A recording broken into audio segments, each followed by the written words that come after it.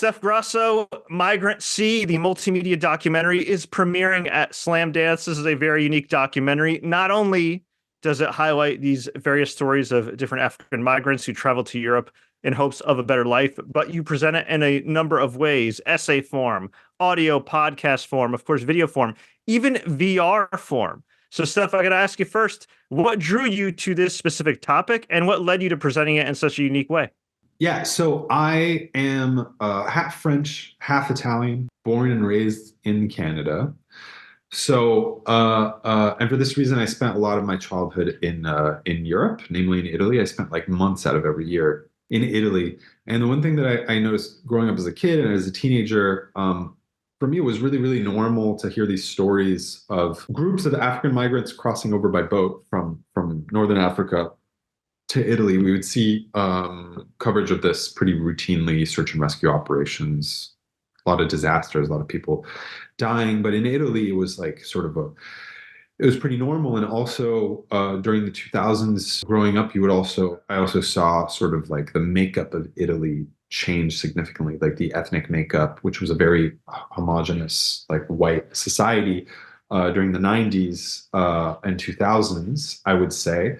I mean, the 90s, there was like a big wave of Albanian migrants that came. I think you could still consider them like white. Today, Italy is very, very diverse. And this is because of the hundreds of thousands, over 1 million at this point, African migrants that have come from Sub-Saharan Africa. So we call them Sub-Saharan migrants because they come from all these countries, these 13 African countries below the Sahara, which is this massive desert across northern Africa.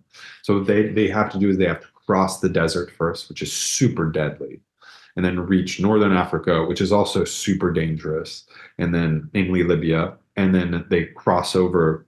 They cross the Mediterranean to Italy, which is incredibly dangerous as well. So these very, very, very dangerous journeys.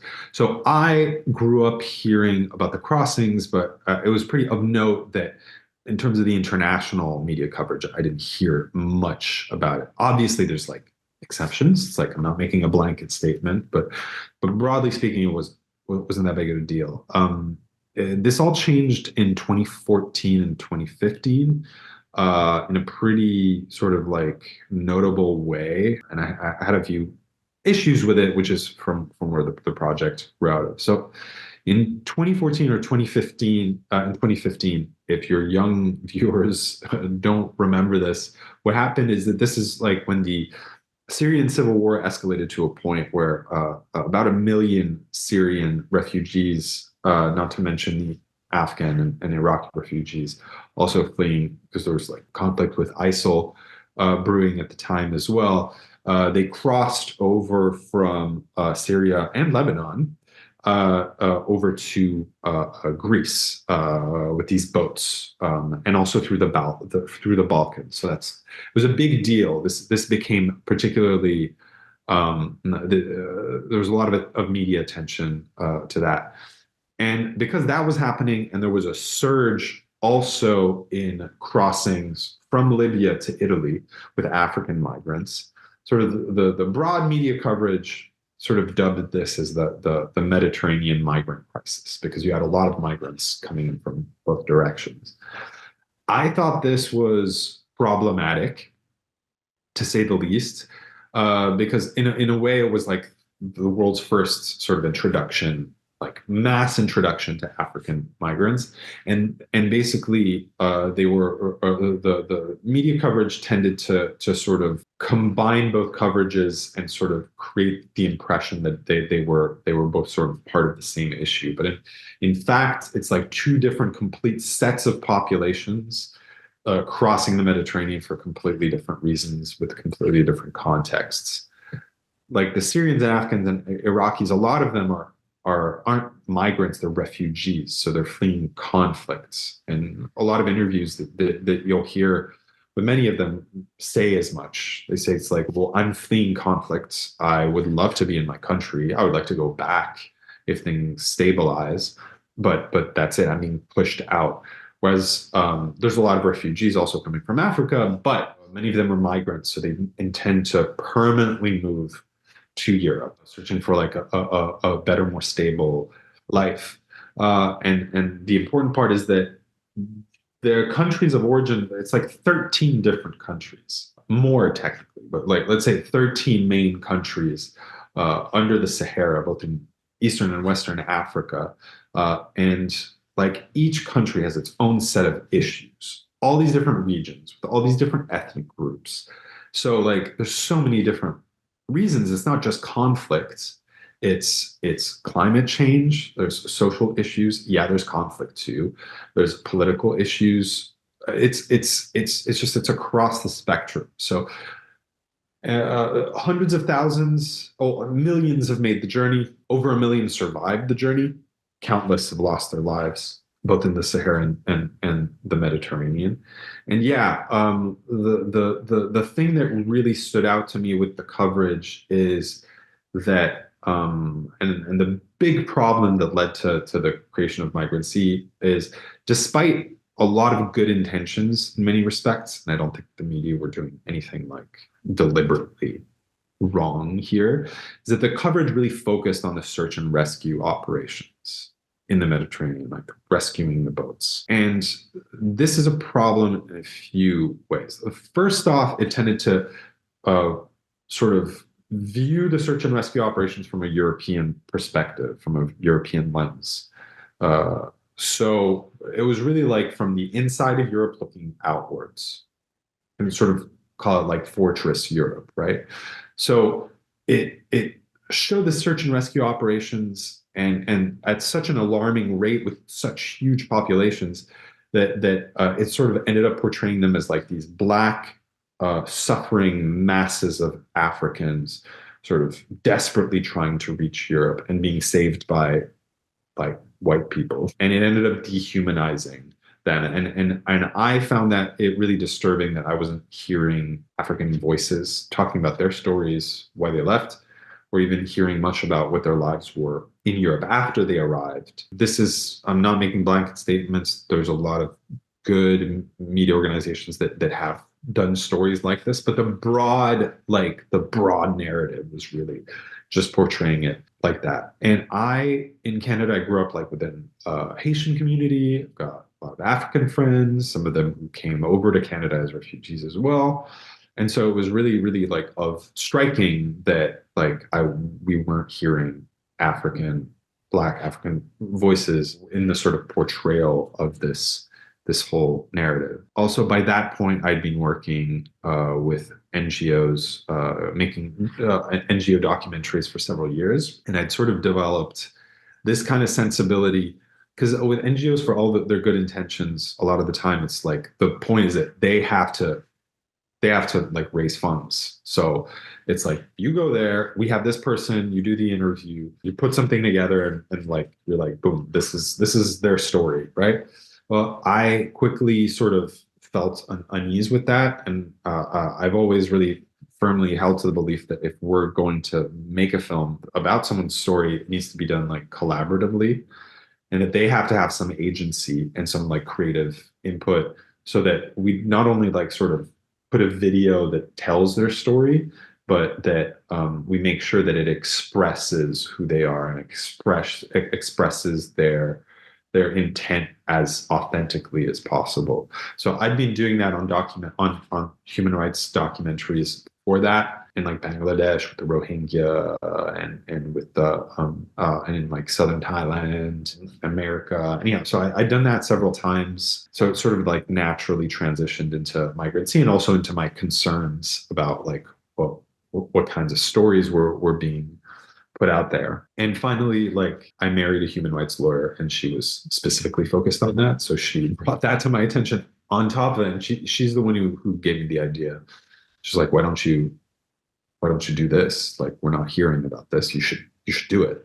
I think I was fortunate to have like a skill set as like a fiction filmmaker, as a documentary filmmaker, as a journalist, like a photojournalist, like all these backgrounds, and also speaking French, Italian, and English really fluently helped me go in and make this documentary pretty easily. I mean, practically speaking, because I could speak the local language, I was able to sort of like communicate with people in sort of like a language that made them feel at ease. Generally speaking, African migrants will be generally speaking, they'll be fluent in like French or English. And a weird thing is that a lot of them are like really good, like really fluent in Italian after a couple of years in Italy. And they're just like, oh, let's just speak Italian.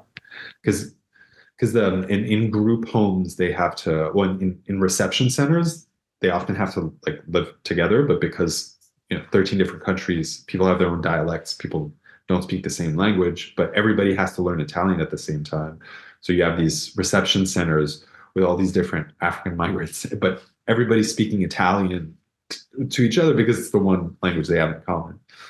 So I was very fortunate to be able to go in there and be able to speak to people like that. And to get back to why we did the multimedia project as a multimedia documentary, because the stories weren't being told.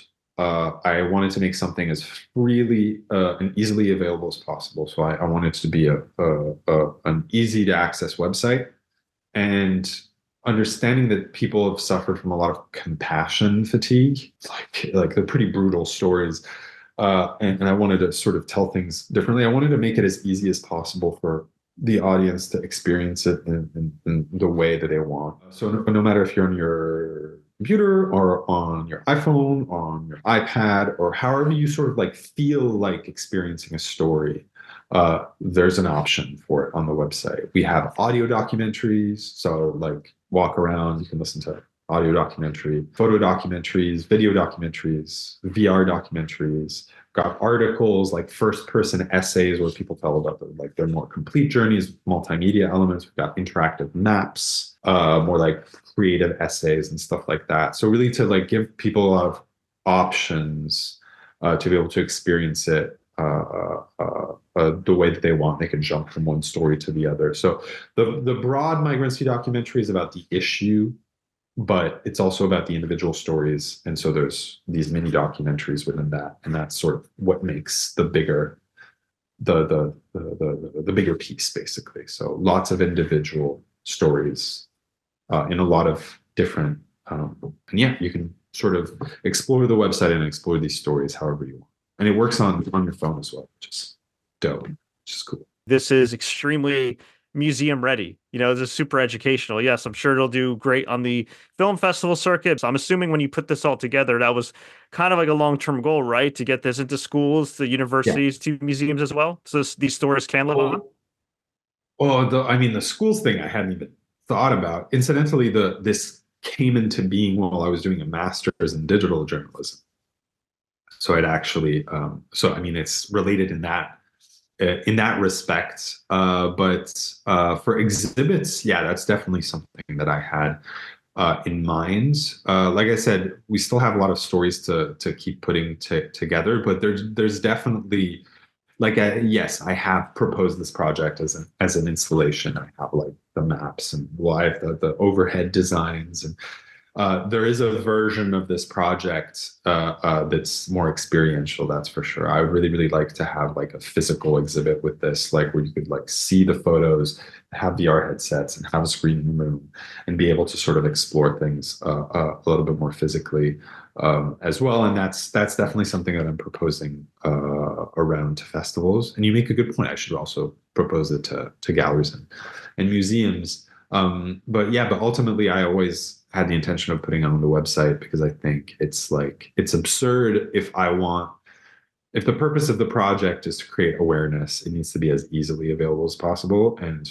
putting stuff in museums is not super easily accessible. So that's why there's the website. So anybody could experience it. Pretty much. Fantastic stuff. You've provided a lot of insight, a lot of details into this multimedia documentary. We're definitely looking forward to checking it out at Slamdance and at other film festivals near you.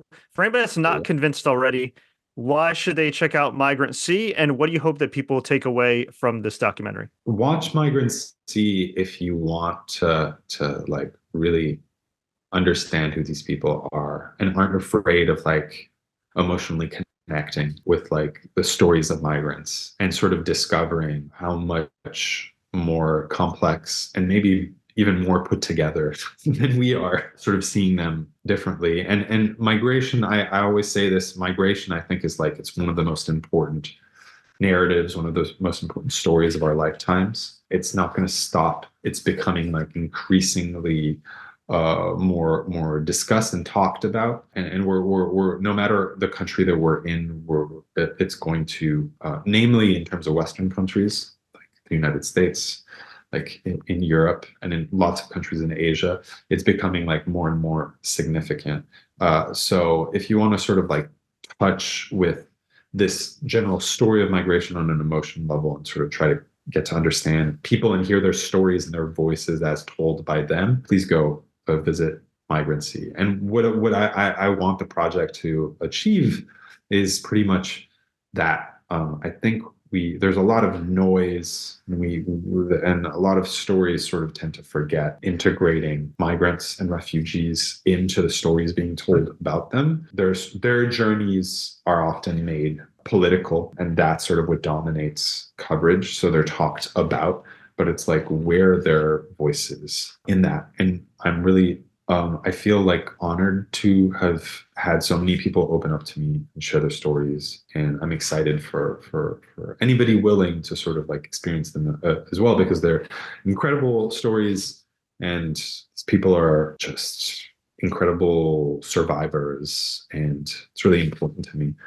that people hear this. But we're still working on putting some stories together. If you visit the website in like a few months or in a year, there's going to be even more stuff. You see, if it's in an exhibit in one city, it might be different from the other. And what I'd love to do is, reason I'm going to go to film festivals, and I want to meet like collaborators and to develop like a future version of this. I'd love to make like a streaming limited series to bring this to a whole other audience, like Netflix on Amazon or HBO. Yeah, just to be able to like bring this story to a whole new audience. And most importantly, I'd like to work with African and Black directors, artists, and producers on this, because like I feel like really privileged to have been able to put this together. But it's like, it's certainly not my story as a white guy. It's certainly not mine to tell, or at least not just mine to tell. And I really want to like sort of develop this with other people who maybe even probably have a better understanding of the issues than I do. That's sort of what we're working on. Yeah, anybody who's interested, give me a shout. Migrantsea.com.